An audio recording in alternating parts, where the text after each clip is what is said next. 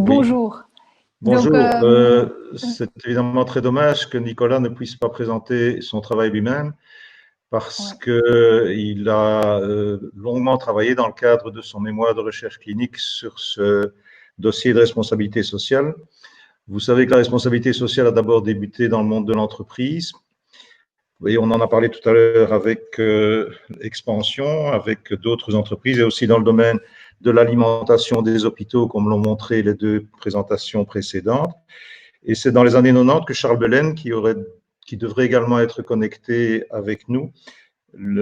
Charles Belen est un médecin belge qui a fait toute sa carrière à l'OMS et qui a été à la base de la définition de la responsabilité sociale des facultés de médecine, qui en fait considère que la faculté de médecine doit orienter la formation, les recherches et le service à la communauté vers les besoins prioritaires des populations. On se trouve souvent dans un système de santé qui est orienté de manière très spécialisée vers des questions pointues, mais qui, au fond, prend relativement peu en compte les déterminants de la santé dont on a parlé tout à l'heure. Quand on parle, par exemple, d'alimentation, on se rend bien compte que l'éducation, le niveau social jouent un rôle important et que les patients précarisés auront accès à une alimentation probablement de moins bonne qualité. Et il en va de même pour d'autres aspects de la santé. Le travail de Nicolas, pour faire bref, a constitué à faire l'analyse d'une recherche qualitative auprès de 60 facultés francophones dans le monde. Vous devez savoir qu'il y a environ 120 à 130 facultés dans le monde francophone. Et le projet était piloté sous la houlette notamment de Charles Belen, qui est le président du réseau international francophone de responsabilité sociale en santé, d'évaluer la perception des facultés de médecine par rapport à la responsabilité sociale. La conclusion, c'est qu'en fait, les facultés ont bien, comment vous dire, les facultés ont difficile à adopter ces concepts qui paraissent un petit peu abstrait, mais en réalité, quand on regarde l'enquête telle qu'elle a été faite, on voit bien que dans les actions conduites ou dans les actions à conduire par les facultés, il y a énormément de suggestions qui ont été faites, qui tournent effectivement autour de la formation des étudiants, des assistants, comme par exemple des stages dans des milieux précarisés, comme des enseignements sur les déterminants de santé, comme une vision, disons, plus large des problèmes de santé pour arriver à des questions éthiques ou des questions qui peuvent concerner, par exemple, la fin de vie et qui sont une responsabilité par rapport à l'enseignement des médecins. C'est vrai que l'enseignement a été, comme on dit, très flexnérien, c'est-à-dire qu'il était très orienté vers les sciences dures, vers une formation clinique très orientée vers les spécialités et qu'aujourd'hui, toutes ces questions sont un peu réévaluées et les conclusions de la recherche montrent bien que les facultés de médecine doivent réorienter les programmes de formation vers des questions vives de société. Je m'arrête là parce que c'est évidemment très dommage que Nicolas ne puisse pas lui-même vous donner le compte-rendu de son travail qu'il m'avait partagé hier et qui était, je trouve, tout à fait remarquable. Et donc, je regrette vraiment qu'il n'ait pas pu régler son problème informatique.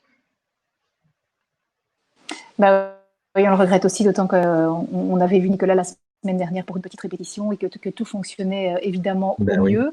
Voilà, alors on va voir comment ça va fonctionner du coup pour le question-réponse. Peut-être, Nicolas, tu peux nous dire, avant que je donne la parole à Isenavé, comment est-ce que tu veux qu'on fonctionne? Est-ce que M. Pestio répond pour toi? Enfin, voilà, voir un petit peu comment on peut s'organiser à ce niveau-là, ou via le chat, mais ça risque d'être un petit peu compliqué et long aussi, et plus difficile à relayer. Donc voilà, voir un petit peu ce qu'on peut trouver pour être inventif à ce niveau-là. Voilà, Nicolas nous dit que M. Pestio peut répondre, en tout cas si c'est possible pour lui et qu'il pourra compléter par écrit si nécessaire. Alors je vous laisse la parole, Ise. Je sais que vous devez partir bientôt, donc c'est chouette que vous soyez encore là. Alors un petit mot en tant que présidente du jury. Qu'avez-vous particulièrement apprécié dans le travail de mémoire de Nicolas Clair? Oui, mais tout d'abord, on a vraiment apprécié le fait que un étudiant en médecine s'investisse dans cette thématique. Comme professeur Pestiot le disait, les questions sociétales actuelles, les changements climatiques, les questions environnementales sont des questions sociétales très importantes et prioritaires pour le moment. Et nous, au niveau du SPS, ça fait déjà plusieurs années qu'on travaille dans le cadre du plan national d'action en santé-environnement à l'intégration de cours de médecine environnementale, santé environnementale, donc l'intégration des cours dans les cours de base des médecins et des professionnels de la santé en général. Donc ici, on a déjà abouti à plusieurs choses concrètes, comme un certificat universitaire en médecine environnementale, par exemple, où on espère que l'UCL va nous rejoindre aussi dans ce projet. Mais des cours de base sont évidemment nécessaires aussi parce que d'une part, les patients ont de plus en plus de questions, les médecins aussi, les futurs médecins en auront de plus en plus. Et il y a par exemple le groupement de Docs for Climate, donc un groupement de médecins pour le climat, mais cela s'étend à toutes les questions sociétales, environnementales en général. Donc c'est vraiment quelque chose d'actualité aussi. On a beaucoup apprécié le travail de Nicolas sur cette thématique et ce qui va en découler également par la suite. Alors, on vous écoute. Oui, j'avais envie de faire un commentaire par rapport à l'environnement parce que la pandémie, évidemment, est quelque chose de dramatique et qui touche nos populations de manière très forte aujourd'hui. Mais il faut se rendre compte que l'environnement et les questions environnementales sont la cause de plus de 5 millions de morts par an dans le monde. Et que donc, face aux enjeux futurs dont a très bien parlé l'oratrice précédente pour son travail qui était remarquable, est vraiment une question tout à fait vive de société parce qu'on va vers des problématiques liées au climat qui entraîneront des conséquences au niveau de la santé qu'on n'imagine pas maintenant et qui sont beaucoup, beaucoup plus importantes que la pandémie actuelle qui nous mobilise tellement. Tout à fait, je vous rejoins tout à fait sur cette remarque. Les questions affluent moins, évidemment, mais Nicolas, évidemment, aura peut-être plus de mal à nous répondre. J'avais envie de lui poser une question, mais alors je ne sais pas, Monsieur Pestiot, à quel point vous pourriez y répondre ou pas, de savoir aussi comment lui s'est orienté vers cette responsabilité sociale et sociétale et les formations qui devraient être adaptées en fonction dans les facultés de médecine. Je vais essayer de vous faire une réponse courte parce que je ne vais pas trop répondre à sa place, mais les étudiants en médecine doivent faire un travail qu'on appelle un mémoire de recherche clinique qui dure pendant les 3 années du master et ils ont la possibilité de choisir différentes thématiques et la responsabilité sociale était une thématique possible pour un étudiant et il se fait que Nicolas a choisi cette thématique parce qu'il se sentait concerné par son choix personnel, par le choix de sa future spécialité, par son intérêt pour cette question. Et effectivement, il a relevé ce défi en rejoignant le groupe, donc le groupe des facultés de médecine qui était sous la houlette de Charles Belaine, et il a pris en charge alors l'analyse de cette recherche qualitative qui avait concerné donc les 60 facultés, pour laquelle on a quand même eu plus de 1000 réponses qui sont arrivées, dont il a fallu faire une analyse assez complexe avec l'aide de différents chercheurs, notamment Michel Roland de l'ULB, qui est un collègue généraliste, avec l'aide de Joël Ladner de Rouen, avec Charles Belaine, bien sûr. Et donc, il a pu, pendant ces 3 années, être appuyé dans son analyse au niveau de sa recherche. Ok, alors je vais lire la réponse que Nicolas vient de nous envoyer via le chat. Je suis partie un peu du constat d'un manque dans le cursus de souci de former les étudiants à être des médecins dans un environnement particulier. La formation est l'accent sur les besoins de la société qui sont de former des médecins qui peuvent prendre en charge les pathologies environnementales ou liées au travail ou encore géographiquement exercer en milieu rural ou au contraire en milieu urbain densément peuplé et paupérisé. Donc aussi aux facultés de former les médecins à pouvoir être actifs sur différents terrains et dans des conditions très différentes.